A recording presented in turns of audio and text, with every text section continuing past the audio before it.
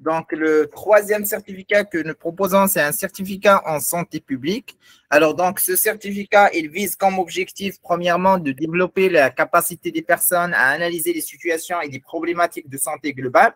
Donc, comment, à travers des enquêtes, des études empiriques, analyser une problématique de santé ou bien une épidémie donnée et mettre en place des stratégies pour répondre à cette problématique. Parce que tout à l'heure, on a dit que les décisions stratégiques doivent s'appuyer sur des données sanitaires. Et donc là, c'est une étude empirique qui va nous permettre d'analyser une problématique afin de déployer ou bien de mettre en place les stratégies adéquates. Donc, ce sont des stratégies pertinentes qu'on cherche à mettre en place, apprendre à planifier, à mettre en œuvre et à évaluer des initiatives de santé publique.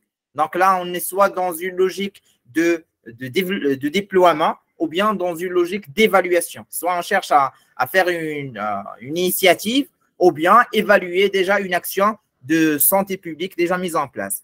Renforcer les capacités des participants pour concevoir et mettre en œuvre des enquêtes sur des problèmes de santé publique actuels et émergents, notamment dans le cadre des épidémies, ou également dans tout ce qui est infection virale. Donc, on va voir comment analyser un ensemble de données sur chaque épidémie pour développer une stratégie adéquate et pertinente.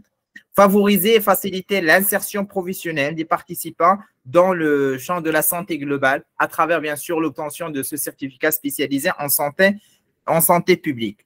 Donc, le public cible, c'est les professionnels de santé, c'est les gestionnaires de programmes de santé. Ce sont des personnes engagées dans le programme de santé publique dans les ONG, c'est-à-dire le secteur à but non lucratif. Également, c'est les étudiants et les chercheurs en santé publique. Alors, les débouchés, donc, après l'obtention de ce certificat en santé publique, vous pouvez être soit chargé de projet en santé publique, responsable de santé communautaire, un consultant en santé publique, gestionnaire de programmes de santé, ou bien un analyste de données en santé publique. Toujours le volume horaire de la formation, c'est 40 heures, avec des formations, des cours qui sont programmés le week-end. On aura besoin de 5 à 6 semaines pour finaliser le programme de ce certificat.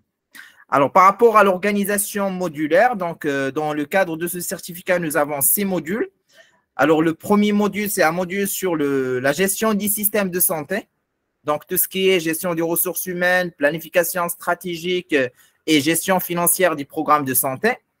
Également, le deuxième module, c'est la promotion de santé et la prévention des maladies. Donc là, on va voir les approches et les domaines de la promotion. On va voir les approches de la prévention des maladies chroniques, la prévention des maladies infectieuses, la promotion de la santé mentale, la santé des populations vulnérables et également la communication en santé et aussi l'éducation à la santé.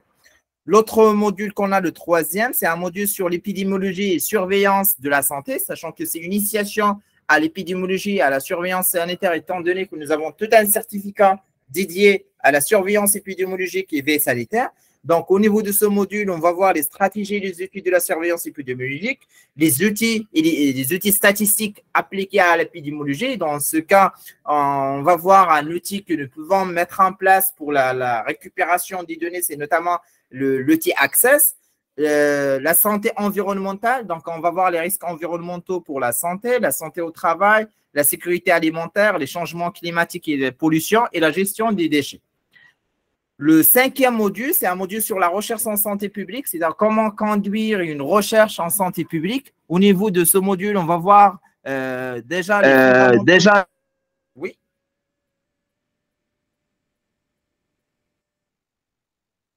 Alors, on va voir comment concevoir une recherche en santé publique. Également, les techniques d'analyse des données. Donc, on va voir comme le logiciel SPSS qui nous permet l'analyse des données, que ce soit les données quantitatives et également le logiciel SFAG sur l'analyse des données qualitatives. Et aussi, on va voir les techniques de présentation et de diffusion d'une recherche, des résultats d'une recherche en santé publique.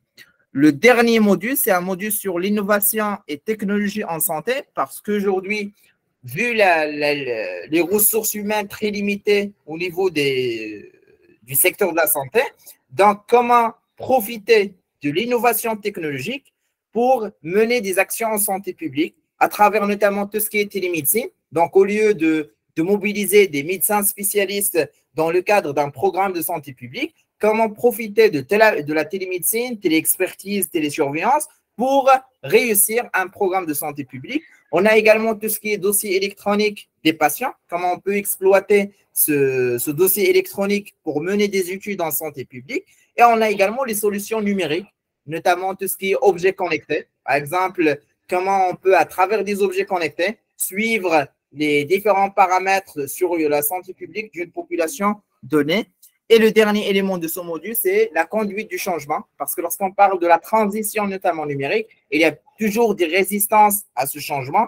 Donc, au niveau de ce module, on va voir comment conduire une politique de changement et adapter l'évolution de l'organisation sanitaire à ces nouvelles technologies.